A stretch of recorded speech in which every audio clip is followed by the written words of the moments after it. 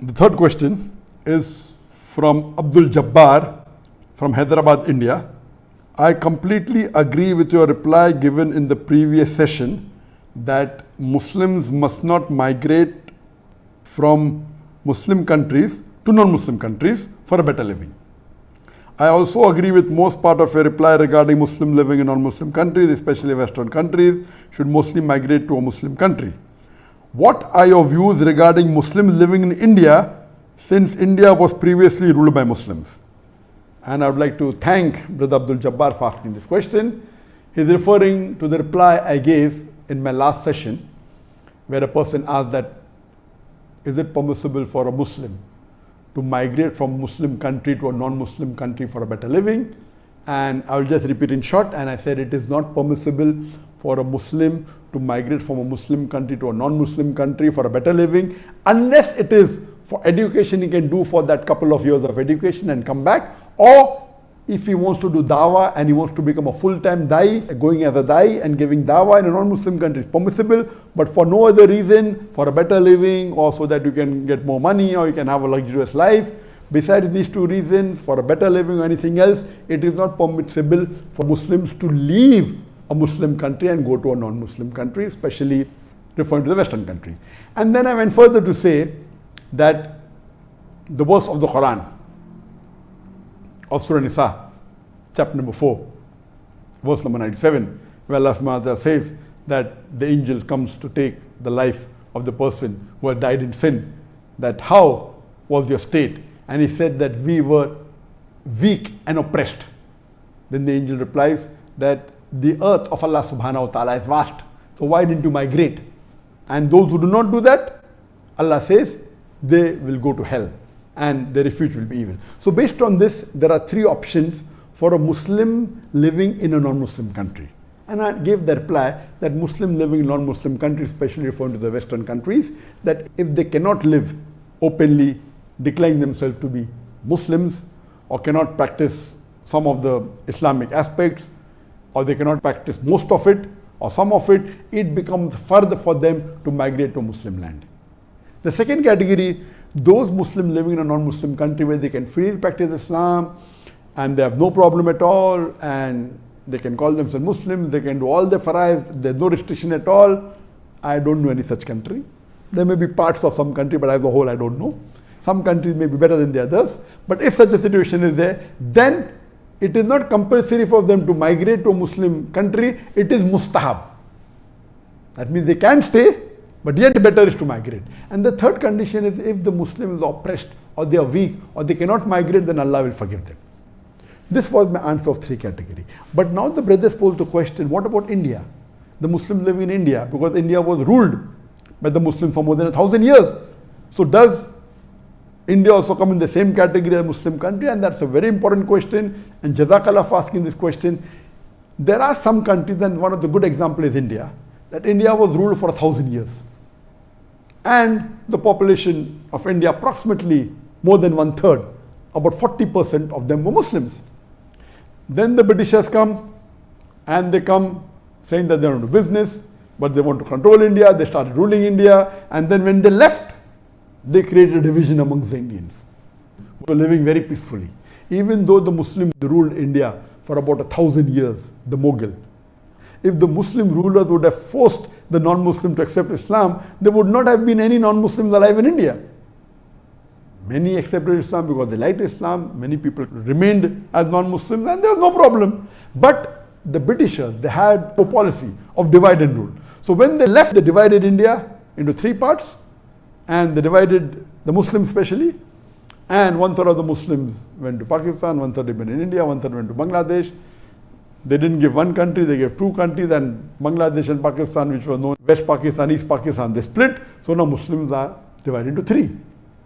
In India, a little bit more than 1/3 remained, maybe about 37, 38, 39% remained in India. 1/3 went to Pakistan, about 33%. Less than 1/3 went to Bangladesh, about 29, 30%. But if you add all together, Muslims are 40%. Now when partition took place, India declared itself to be a secular country. It didn't declare itself to be a Hindu country. And when the constitution was laid down, it had a special rule It was a secular country, and it said that any citizen of India following any religion, that law of that religion will apply as far as civil cases are concerned. So if Muslims are living in India, they had a separate law, and today also they have, known as the Muslim personal law. The Christian have their Christian law. The Hindus, they have their Hindu law. So when this was drafted, it gave permission for all the religions to practice their religion freely. All the citizens of India. India was not at all a Hindu country, and even today it is not. It is a secular country, it is a democratic country, and it said that any citizen of India, whichever religion he belongs to, can live here peacefully. So based on that, India is a unique case in the world where Muslims ruled for 1,000 years. And today also, according to me, the majority of Muslims in any country in the world, number one is India. Though statistic-wise it says number one is Indonesia, about 220, 230 million Muslims. Number two is India, some about 200 million. Some people say that it is Pakistan, about 202 million. And third is Pakistan. Some say second is Pakistan, third is India, and then fourth is Bangladesh. According to me, the Indian government doesn't declare the correct number of Muslims. They don't count many millions of Muslims in Assam, etc. I feel, according to me, minimum Muslims would be 250 to 300 million today. So according to me, the country which has maximum number of Muslims living in any part of the world, number one is India, then is Indonesia, then is Pakistan. The number of Muslims in India would be minimum 250 million, can even go up to 300 million. Now, when the partition took place, the government that was formed in India, the constitution says that every citizen of India has the right to preach, practice and propagate his religion. And it is just about 4 years back that I left my country, and for more than 20 years, mashallah, for about 25 years, I did dawah openly, large audiences, and India has been a very safe place for the Muslims. It is recently when the BJP government came to power, just hardly 6 years back in 2014, that the problem started. Previously, the problems were minor, and the Muslim could live peacefully. There was no major problems at all.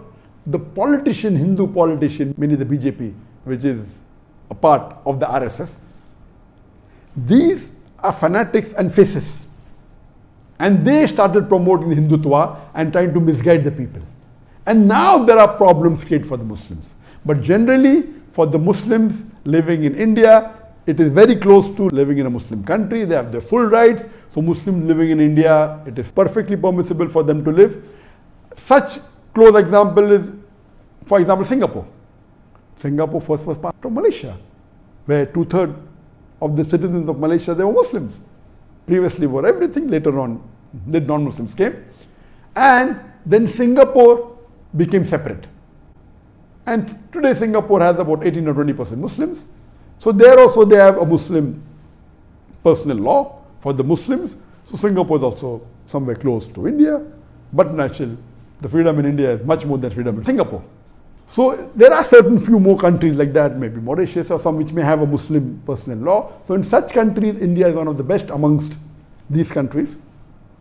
And these countries where there's a Muslim personal law, where you can follow. I don't know of any Western country where a Muslim can follow Muslim personal law. Only the criminal law is common in India and these countries. But in the Western countries, certain things the Muslims are permitted. For example, they're allowed to have halls of worship, but they cannot marry according to the Islamic law. They cannot have more than one wife. The nikah is not valid. The divorce is not according to the Islamic Sharia. Inheritance is not according to Islamic Sharia. You can will it, that's a different case. And neither can you openly practice your deen as you can do in India. Yes, there are some non-Muslim countries which are better than the other non-Muslim countries. So my answer was basically talking about non-Muslim countries, mainly the Western countries and the other non-Muslim country. So India will come close to a Muslim country, not fully like a Muslim country. It's not required for the Muslims in India to migrate. They can live, and you have a lot of history of Muslims, and if you see the structure that I've created and a rich source of Islamic knowledge is there in India. So, but natural, Jazakallah for asking the question. This is a different case altogether, like in India and other few countries of the world. Hope that answers the question.